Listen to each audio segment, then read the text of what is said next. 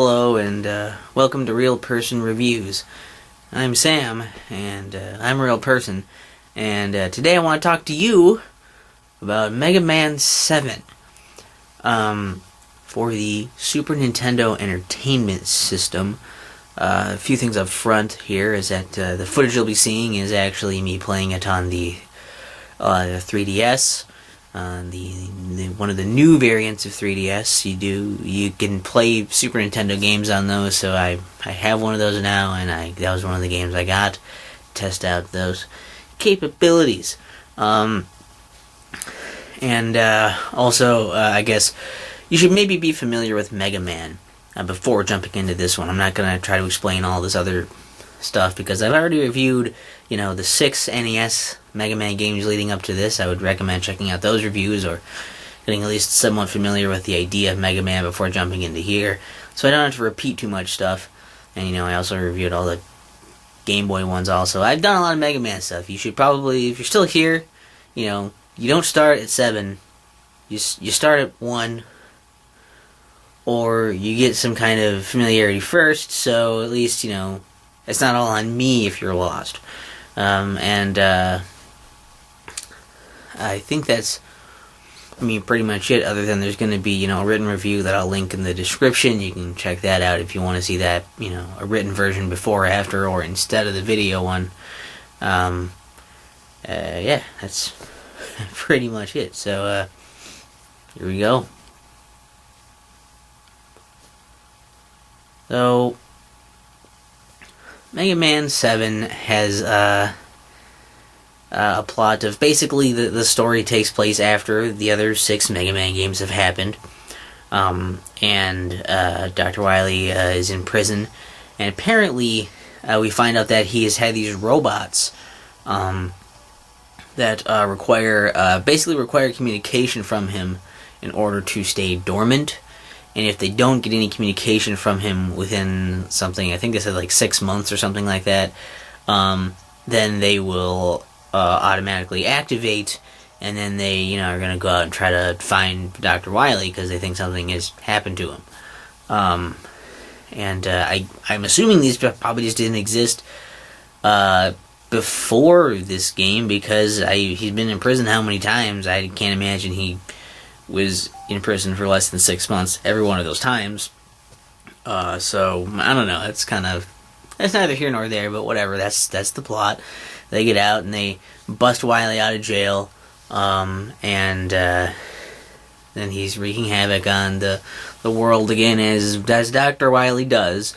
And it's up to Mega Man again to stop him. And also early on, you'll find his character Bass.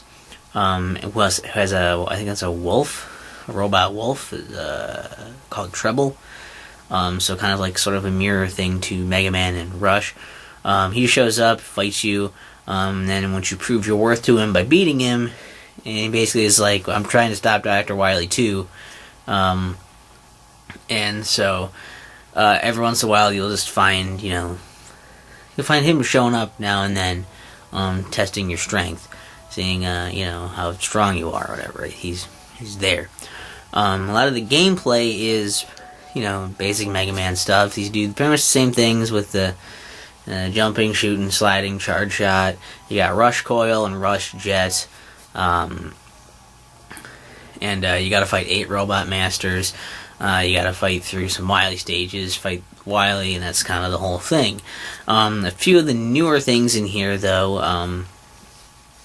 are that there's an introductory stage now that you go through before getting to the stage select. When you first get to the stage select, there are only 4 Robot Masters. Once you beat all 4 of them, you can get, basically there's another stage you have to go through, and then after that stage you unlock the other 4 Robot Masters, beat them, then you go to the Wily stages, and there's 4 Wily stages, including, once again, there's a second encounter with all of the Master Robots, in that as well. Typical stuff, and multiple fights with Bass and some other new bosses for those Wily stages and what have you. There's also a new thing is Rush Search, which is an item where you can call in Rush, and then he'll jump down in front of you, sniff the ground and then dig something up. Sometimes it's some kind of refillable thing like health or ammo. Sometimes it's these screws that you can use, which are like currency, and a lot of times it's nothing. But very rarely there'll be some kind of secret item there. And there are multiple secret items you can find in very specific spots in these stages that you can look for. And they give you some nice upgrades if you get them. Such as, well, some of them you find through that, some of them you can just find, some of them you can buy in this shop. There's a shop in here as well. You use the screws to buy things in the shop. A lot of those are just kind of refilling things like E-tanks, which refill your energy. The W-tanks refill your ammo, and there are S-tanks you can get that refill both. And there's a few things like you can get extra lives and such. If you find the secret item, the Hyper Bolt, you can actually unlock more things to buy in the shop, and the prices of things go down. So that's kind of the mechanic there. You just go to the shop at any point by hitting select on the level select screen on stage select. So that's kind of a new thing here. I mean, I think that's something I talked about in the Game Boy ones, but for the console ones, this is the first time that has shown up. But that's, I mean, that's, oh yeah, and if you find the 4 Rush plates, you can get the Rush Super Adapter, which is kind of like a jetpack from, at least visually, kind of from Mega Man 6, like a jetpack on. If you hit jump again in midair, you'll do a kind of a diagonal boost, so it's sort of a double jump-ish. If you charge up your shots, you can shoot your fist out, and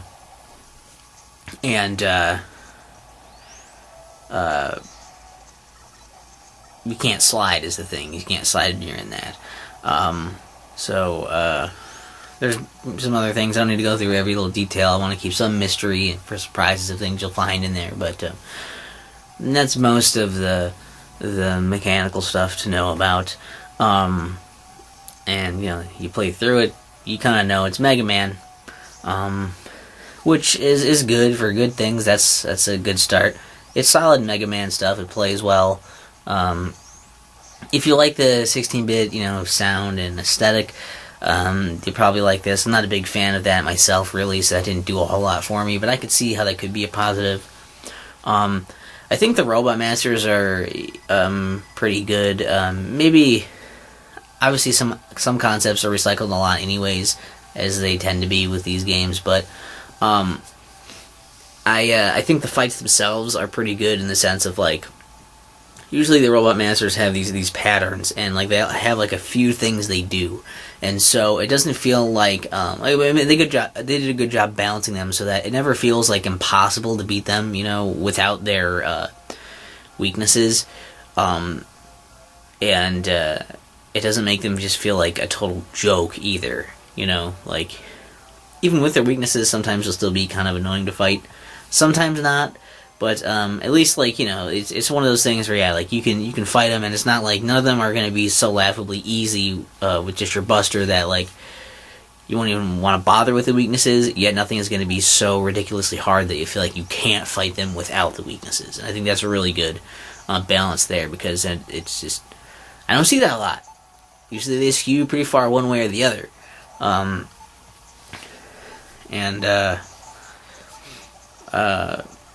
I mean, there's a decent formula. It works. There's some cool little atmospheric things. Or there's cool little things here, like there's a level where, like, these candles are, like, in the background, and it's, like, all dark in there. But if you get the fire weapon, you can light up the candles with that. Or neat stuff like on Turbo Man, it's like if you shoot the electric weapon at Turbo Man, it'll actually power him up, and it'll actually become faster. So that's kind of just like some interesting little things like that, where you might not necessarily know, you know, or expect your items to interact with things the way that they do. And it's cool that they put that attention to detail in there, especially for stuff that you might not ever even see. That's really neat. I think that also lends a bit to some of the downsides of the game, where it's like, some stuff is so obtuse or hidden that it doesn't really feel like you necessarily would find it without like a strategy guide or, you know, calling a tip line, or nowadays just looking it up online. Um, like one of the things you can get, the Proto Shield, which just allows you to have Proto Man's shield out. Otherwise, you function normally, except when you're standing still. You have the shield out that can block a couple things. But to get that, you have to find Proto Man twice. One of the times you find him, one time is not too hard to find. The other time requires you to like fall off of a ladder and go through a wall that doesn't look suspicious at all. And then after meeting him those 2 times, you then have to go to a different level, go through another unsuspicious wall to find a boss room where you can fight him. Where he'll only show up once you've done that. If you go there earlier, there's just nothing in there. You might use Rush Search in there. I don't think there's anything in there if you do that. So that's like ridiculous.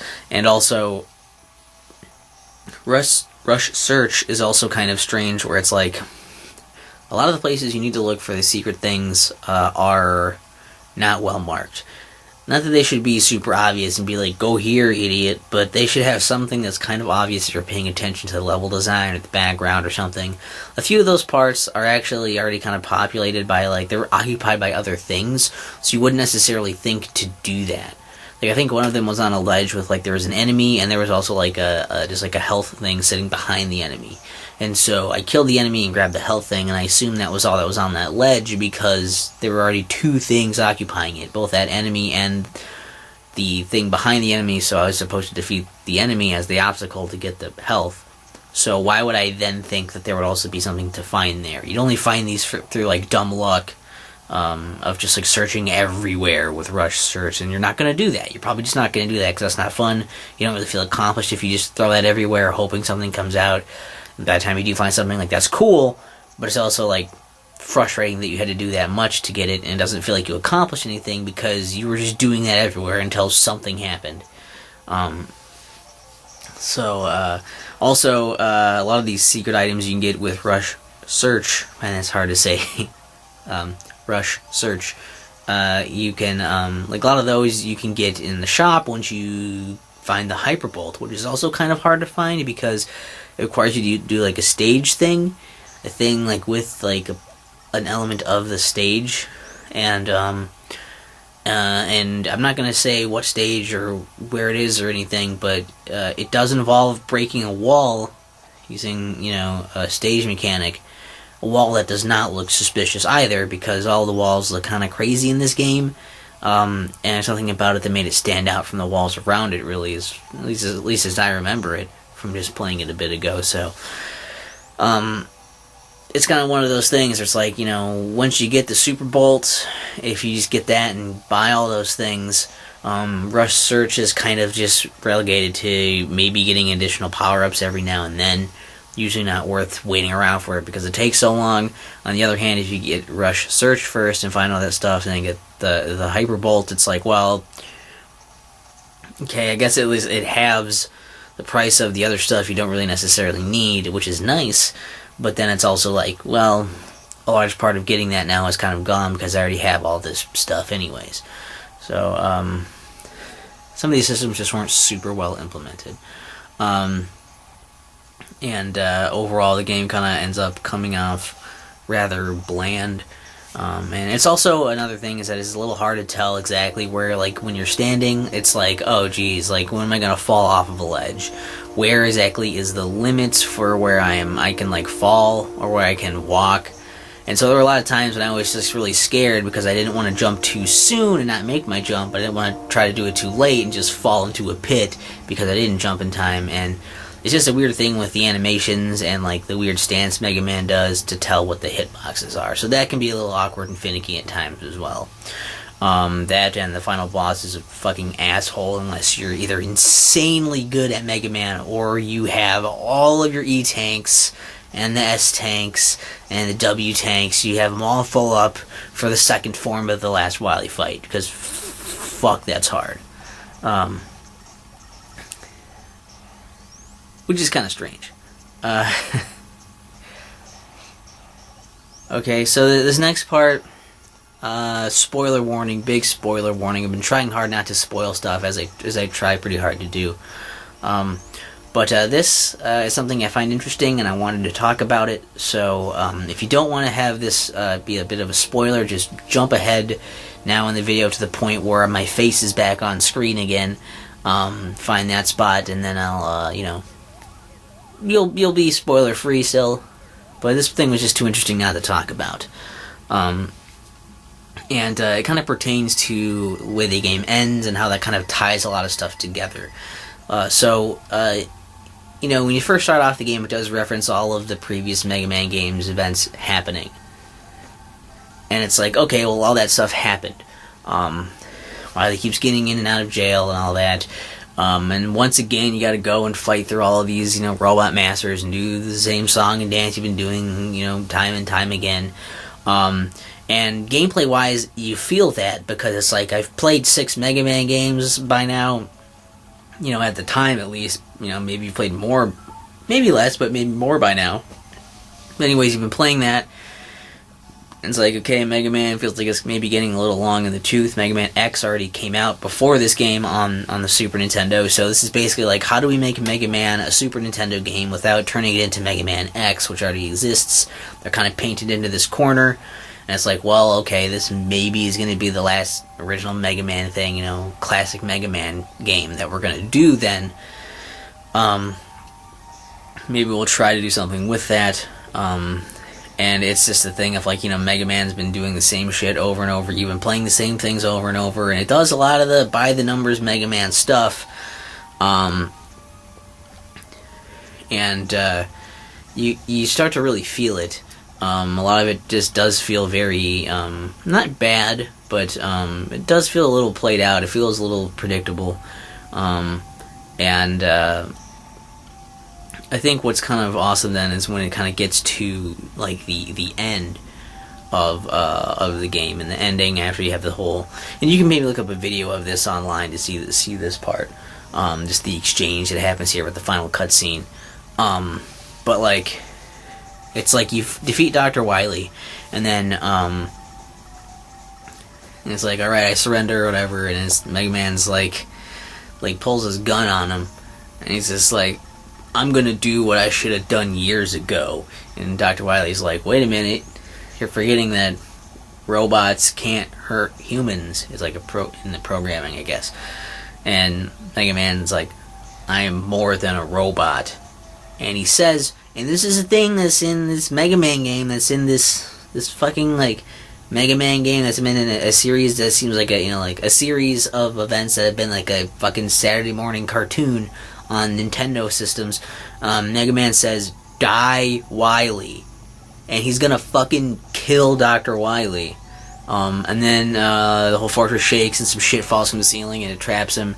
And Mega Man's inching towards him because he's gonna fucking kill him. Which is an insane moment, because it's like, this is one of those things where like Mega Man is all about like trying to keep the peace. He's trying to keep justice. He's trying to hold to these ideals, but Dr. Wily keeps slipping through the system. He keeps getting out, and he keeps putting people in danger. And it seems like Mega Man, who is more than a robot, as he says, who has the capacity to think and to feel, also has the capacity, like a human, to break.